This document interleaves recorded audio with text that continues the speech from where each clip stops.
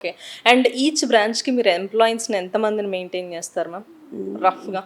అంటే ఈచ్ బ్రాంచ్‌కి 75 టు ఇక్కడ మన మాదాపూర్‌లో అయితే 75 టు 100 ఉంటారు. అక్కడ ఓకే. 100 టు 125 అలా ఉంటారు. ఓకే. ఓకే. ఓకే. అంటే కొంచెం నేను ఎంప్లాయీస్‌ని ఎక్కువ మందిని పెట్టుకుంటాను. హ్మ్. ఎందుకంటే కుషన్ ఉండాలి. ప్లస్ ఏంటంటే ఇప్పుడు మనకి చెఫ్స్ కూడా ఏంటంటే సేమ్ అదే టేస్ట్ చేయడానికి అంటే ఆ డిపార్ట్మెంట్ అంత వాళ్ళు ఉండాలి అనేది నేను పెట్టుకుంటాననమాట. అంటే ఓకే. ఒక హెడ్ చెఫ్ అనే కాకుండా ఓకే. మిగతా వాళ్ళు కూడా ఉండాలి.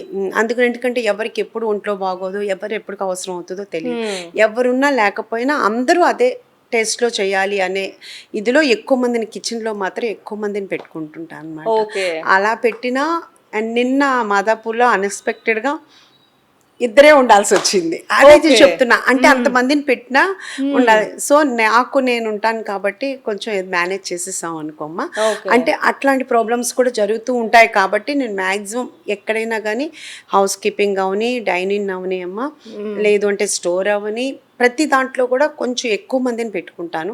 ఓకే. దానివల్లనే నాకు కొంచెం సాలరీస్ కొంచెం ఎక్కువ అవుతాయి. కానీ హ్మ్. దానివలన వాళ్ళకి కొంచెం కుషన్ ఉంటుంది.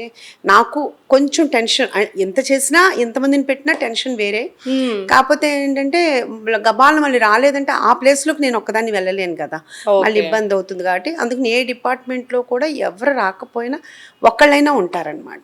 ఓకే. అంటే ఏంటి నేను స్టోర్‌లో గాని అట్లా ఏదైనా చెప్పేది. ఓకే. అదే కిచెన్‌లో అయితే గనుక ఇద్దరు ముగ్గురు కంపల్సరీగా ప్రతి డిపార్ట్మెంట్‌కి ఉంటారు. ఎవరెక్కడ మానేసినా కానీ. హ్మ్. సో, అందుకని మనం కంటిన్యూ షిఫ్ట్స్ కూడా రన్ చేస్తాం. అంటే మార్నింగ్ అదే ఆఫ్టర్‌నూన్ 12 దగ్గర నుంచి నైట్ 11:30, 12 వరకు కూడా మనకు కంటిన్యూ ఉంటుంది. మధ్యలో ఓకే. బ్రేక్ అనేది ఉండదు.